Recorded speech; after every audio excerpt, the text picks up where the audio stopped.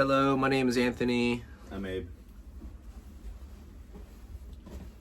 Alright, so at one point in your lives, both of you might have run into a situation where you come across a baby bird either in your park nearby your house or in your backyard. Now, it might look helpless or abandoned. Your first instinct was probably, oh, I'm gonna help this bird. What if I tell you that you might have caused more harm than good? Many people intervene not knowing the type of bird they're dealing with, risking the likelihood of them separating a perfectly healthy bird from their parents, stressing out, or reducing their chances of survival. Today, I want to persuade to you that knowing the difference between a nestling, a fledgling, or a truly injured bird can make a big difference and turn you from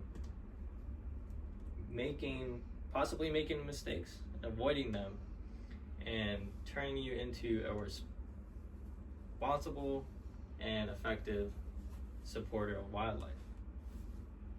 But first, let's start with the basics.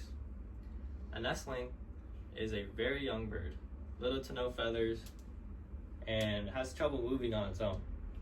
It might have fallen off from the tree of its nest, and when you come across this, its best move to make is to find its nest, bring it back. If you can't do that, bring it to a wildlife reserve. Moving on to fledglings, they're just like teenage birds. By this point, they're more fully feathered. You can see them hopping or floating around the area. And don't worry, because this is what they're supposed to do. It's completely normal to see this happening because they're just trying to learn to fly. And also, their parents, although they may not be seen around, they're more than likely watching from afar. Now, on to injured birds. This can range from young to old birds of all kinds. And the main symptoms that you're looking out for is limping, bleeding, or if they're lying unusually still. When you come across this, the best move to make is to call the wildlife center and just inform them of the situation. Now, a lot of people may intervene and rescue healthy fledglings that don't actually need to be rescued. They can separate them from the environment that they're in, which can A, separate it from their parents, B, interrupt their learning process to fly, and 3, C, they can ultimately reduce their chances of survival when released back out in the wild. Another thing to note is that when you're handling birds improperly, you can either stress it out or cause further injury. And if you're feeding them food, make sure you're feeding them right food, because if you feed them the wrong food, that can cause more harm than good as well. Another danger to look out for is if you rescue a perfectly healthy fledgling and bring it to the wildlife reserve, you may risk using up time and resources from that organization when they're meant for birds that are actually injured and really do need that help. So, I have one solution that this problem can all be prevented, and all it takes is just a little bit of knowledge. Knowing the differences between a fledgling, a nestling, and signs of symptoms of injury can make a big impact. Lots of resources are online for you, available as well.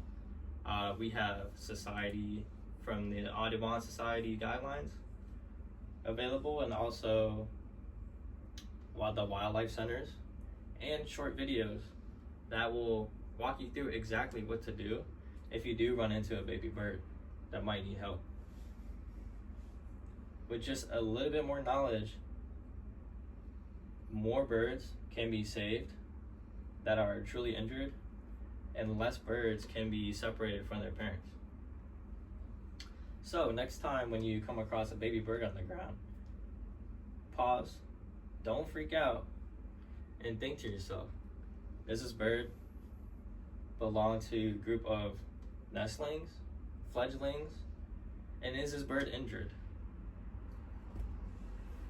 Before you act. If we all come together and learn a little bit more about the key differences, we can turn moments of confusion into moments of compassion and be true supporters to the wildlife around us. Let's be helpers that help the right way. Thank you. Do you have any questions? No. Have you acted on what you've spoken about? Have you ran Yes. into any? Yes, I have. And just like when I was talking earlier, I used my resources online that helped me, got me to the right solution, and I got that bird back on his feet or wings. Would you recommend YouTube videos to help? YouTube videos, I would be careful picking which YouTube videos to watch. Make sure it's a credible source, because there's lots of fakes. There's lots of bad advice online.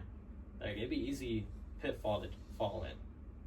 So, resources I recommend are org websites, Audubon Society, any wildlife reservation websites. Those are all good resources you can find online. Anything else? Thank you. Thank you. Thank you. What were we supposed to ask you?